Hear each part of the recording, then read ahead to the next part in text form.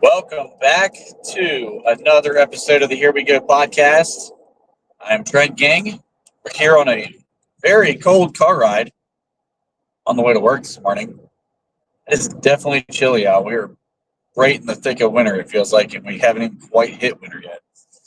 But obviously, we win in Cincinnati. I talked about that yesterday, and I want to kind of revert back to an episode I did during the bye week to touch on a guy like Broderick Jones. At the time, I said nobody on the Steelers team needed that bye week, maybe more than Broderick Jones did. He clearly struggled early in the year. There was a lot of reports about him not really being healthy. Technique was all over the place. Everybody was waiting for the year two growth to come about. It wasn't coming. And he took a real beating from fans and the media. And I just want to say that he used that bye week maybe better than any other player I've seen, because since he's come out of the bye, he's been a totally different guy. I don't know if that bye just helped him get healthy. I don't know if he spent extra time watching tape, seeing some of the things that he was making mistakes on, learning how to correct those mistakes. I don't know what it was. But the way he's been playing, I have to believe it was health.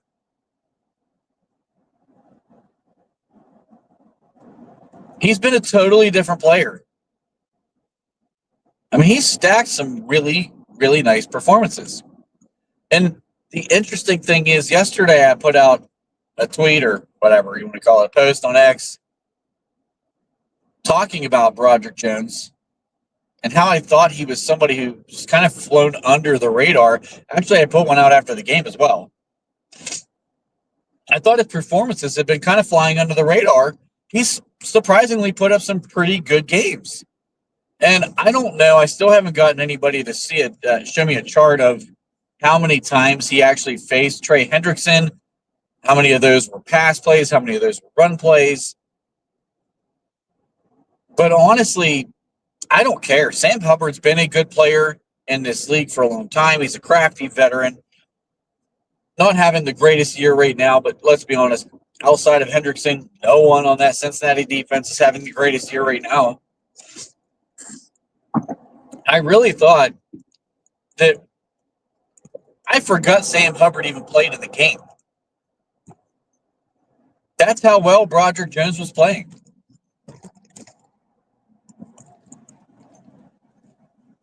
I think he struggled a little bit against Oweh in pass protection, but I thought he dominated Oweh in the run game in a lot of ways. And yeah, he switches sides, so it wasn't just all Oweh. Like, he saw a couple different guys. In the run game, Broderick Jones has been a very, very good run blocker the last 4 weeks. I think he's opening a lot of holes.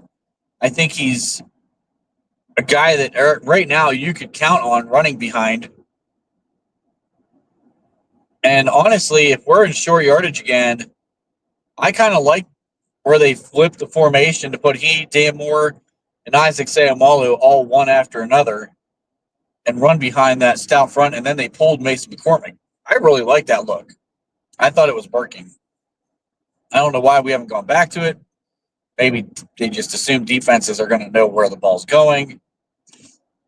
But if you find something that's working like that, you try to run it a couple times until it's stopped, and then you run like maybe a counter off of that.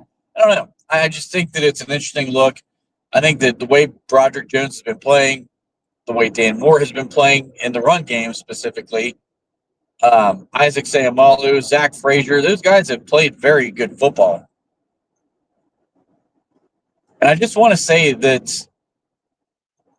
there was something else that stood out to me in the game in Cincinnati about Broderick Jones, maybe more than anything he did physically on the field. He is the youngest guy on the offense. And the way that he took George Pickens aside, not once, but twice, and just talk to him. That shows a level of leadership, a level of maturity, an understanding of the moment. And earlier reports about him were that he wasn't quite fully engaged. He didn't know some of the plays at times. He's losing focus. I think that was a comment that came out from Terrell Austin. That was a few weeks back. Or I'm sorry, not Terrell Austin. I'm sorry. I think it may have been Pat Meyer, the offensive line coach, made that comment a few weeks back. But none of that was evident in the last 4 weeks. He seems to be locked in. He seems to be ready to go. Maybe he just needed a chance to figure out the NFL game, figure out what it took to be a professional. He's surrounded by a lot of young guys outside of, obviously, Dan Moore and Isaac Seumalo. Maybe he's leaning on those guys a little bit more to understand the work ethic that it takes to be successful. And let's be honest, Dan Moore has not been successful until this year. So he's not had a real, true role model at his own position to learn from. It's part of what you go through with a young offensive line. And we definitely have a very young offensive line. But I think that the maturity, the understanding in the moment, I'm going to just eliminate the stuff about, kind of clapping back at fans on social media after one of the games. Because outside of that moment, he has handled everything with grace, maturity. He's obviously owned it. Now he's showing a true leadership on the field. I love this kid's character. I freaking love Broderick Jones' character. That's why I have still wavered a little bit, but I've held firm that I think he reaches his potential that we expected from him as a first-round guy. Doesn't really matter if it's on the right side or the left side. It just matters that we have two bookend tackles for the foreseeable future. And Falatanu in one game looked like he can be that guy. Right now, Broderick Jones definitely looks like he can be that guy as well. I think with the attitude he's had, and I'll be honest with you, I like when he gets fired up and he starts talking some trash because I feel like it brings out his best game. So the more the defense kind of gets under Broderick's skin, I think the better it gets for the offense because he starts road grading people. I love it. I love it. I got to say, for all of us that gave Broderick Jones, and I'm saying all of us because I was in that as well. I was one of the people we actually responded to. I think that right now we all owe him an apology, and we all need to acknowledge what he's done to turn this thing around. Because it cannot be easy. And most guys can't do this in the middle of a season. Most guys cannot be playing the way that he was playing, taking the criticism that he was taking, accept it, talk about it week in and week out, every interview he does, and then come back to, you know what? I'm going to hit the bye week and I'm going to come out of this thing a different player. Everyone can say that. Guys don't do it. For him to actually go out there and put it on tape, good for him, man. Good for him. I'll tell you what. And I saw other guys talking about him as well, so other people are picking up on this. Tommy Jaggy put some stuff out there about Broderick Jones.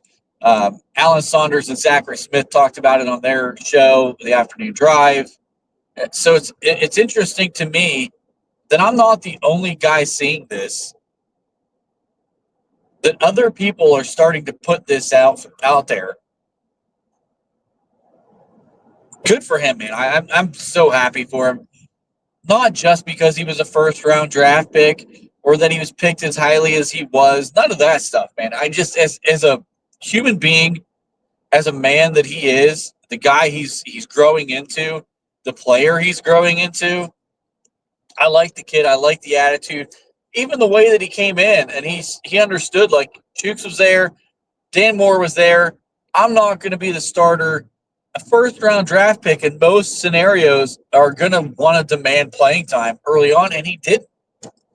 He didn't. And I love the way that he's handled himself in every phase the last 2 years.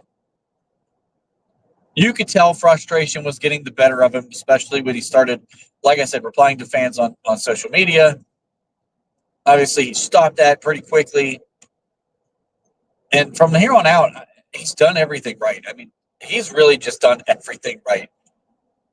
And it's hard to say about a young guy who's struggling. And again, it goes back to the leadership.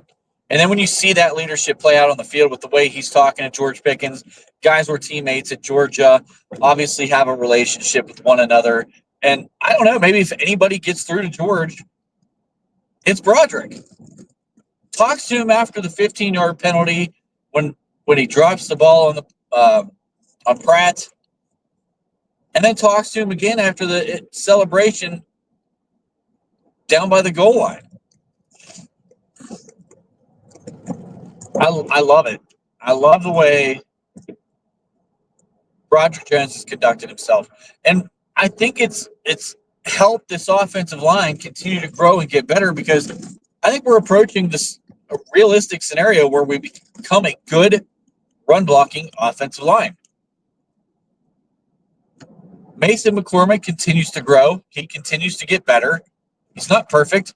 Zach Frazier is just an absolute freak of nature. He's a stud. Rookie centers don't come into this league and dominate the way that he's dominated.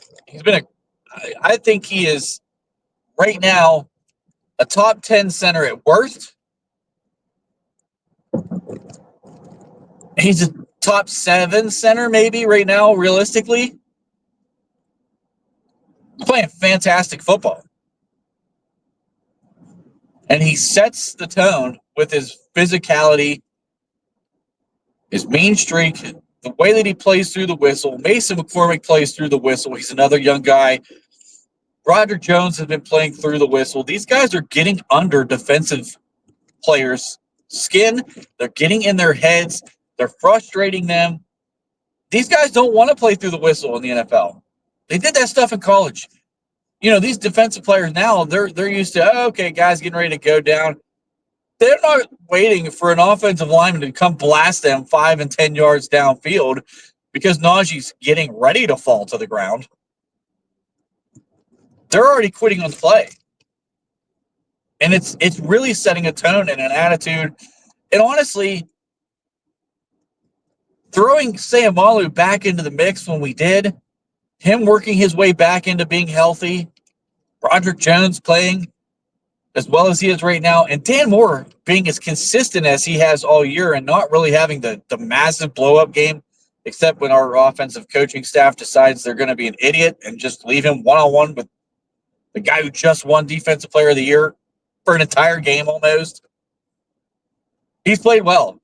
He has played well. I mean, he's had his moments where he struggled a little bit. Hendrickson got him. But guys that are elite pass rushers, they're gonna win battles. It's just plain and simple. If you're not going to give that guy help, they're going to win battles. That's why they're getting paid the money that they get paid. To be the best at their position, to be the best at what they do. And Hendrickson and Garrett, 2 guys that he faces twice a year, they're the best at what they do in the National Football League. Those are top 5 edge rushers coming right now. Garrett's 1 or 2 on everybody's list. I think TJ Watt's the best in the freaking planet. But Myles Garrett's right behind him. Micah Parsons is right there. But let's not pretend Trey Hendrickson is like miles below these guys. He's right there leading the NFL in sacks. Dan Moore has to face these guys twice a year. So, of course, his numbers are going to be skewed by that. But the way he's been consistent this year and holding his own and actually playing pretty well, you know, this sets a tone. When you've got an offensive line playing the way it is, that's why our team is 9-3 right now. Call it whatever you want about Russ and the quarterback changes. Call whatever you want with Arthur Smith and the schematic changes. The way that Calvin Austin has grown, Najee playing like a guy that we wanted him to be from day one, George Pickens evolving into the number one receiver, the one guy for our team. All of that's thrown out the window if you have bad offensive line play.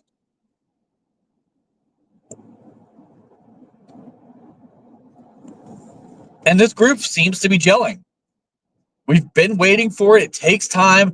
I know that Ramon Foster on his show talked about this quite a bit, especially when you've got such a young offensive line. You've essentially got three guys who came in as rookies because Broderick Jones didn't play a full season. You got Zach Frazier.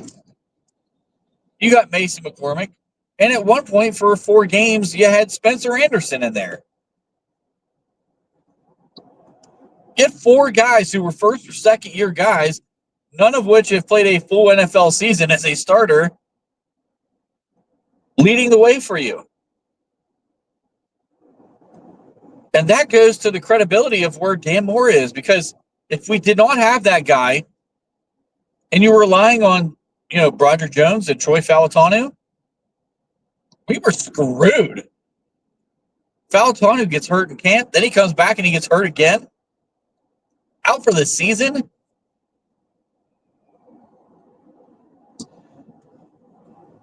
Better appreciate Dan Moore while you got him, because that dude's about to get paid. He's going to get paid. I saw somebody talking about this, and there's a projected contracts that get thrown out there for free agents. There are going to be guys that are on the open market in the upcoming season. $18 million is what Dan Moore is being projected to get right now. $18 million. People thought we could sign him for 10 and keep him here. Nope. He's not coming back. Especially for $18 million. You didn't take 2 first-round tackles and pay a guy $18 million and sit that first-round tackle on the bench in year 2.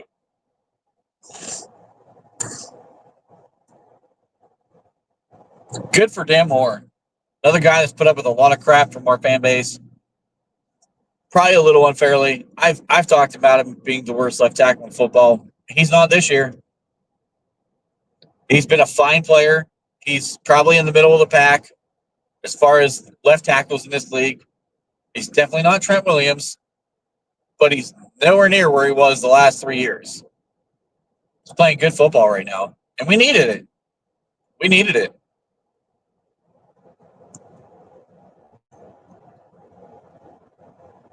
I like the attitude that we have up front. Isaac Seumalo is a quiet guy, but he understands how to win. He's done it in Philadelphia. We've needed guys on this offense that have been in winning cultures, that have won big games, won the Super Bowl. And now we've got a couple of them with Russell Wilson and Isaac Seumalo. And if you don't think that brings a little bit of value and credibility to your offense, then you're crazy. Because listen to Russell Wilson post-game talking about we haven't won nothing yet. He understands it. He understands that we're here. And yes, we're on top of the division right now. We've got a 2-game lead on the Baltimore Ravens. And we just beat another division rival. And we've got Cleveland coming back. Now we can get our revenge game. He understands that none of this matters. This isn't the goal. The goal is not to just tip our hat because we win the division. The goal is to get into the playoffs in whatever way that may be. And if you can get home field advantage, great. If you can't, who cares? The goal is to win playoff games and get to the Super Bowl. And I love the attitude that this offensive line has right now. I love the way that they're coming together right now. They're not perfect. Pass pro is still a little bit of an adventure at times. But we need to see this group be dominant against the Cleveland Browns team coming up on Sunday. and kind of fix some of the wrongs that they had from that game on Thursday night. I think it's very possible that we see a really good game out of this group. We get to play in front of our home fan base that always helps us out, usually gives us a little extra juice. And for guys that are playing off pure physicality and energy, that matters, especially for young guys, I think. So I think this is going to make a big difference for us. I hope we see a big game out of the offensive line again. I want to start stacking good performances from this group. So proud of what Broderick Jones has done, man. I can't be more happy with what he's become right now. The growth is coming. Everything, the things that we've been waiting for is coming. It's happening right in front of our eyes. And then I hope he takes another leap here in year 3 and becomes a complete package.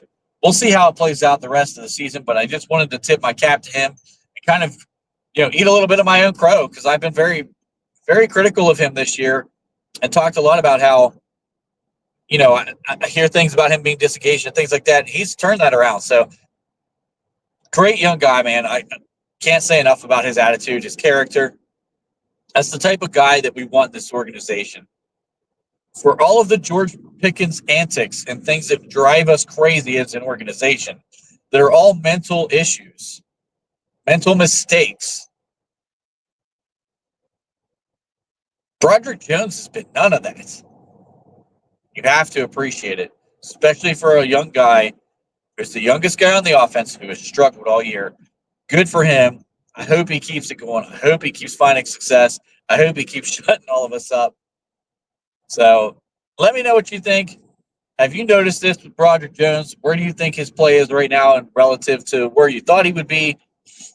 Like, share, subscribe, all that good stuff. Have a great day.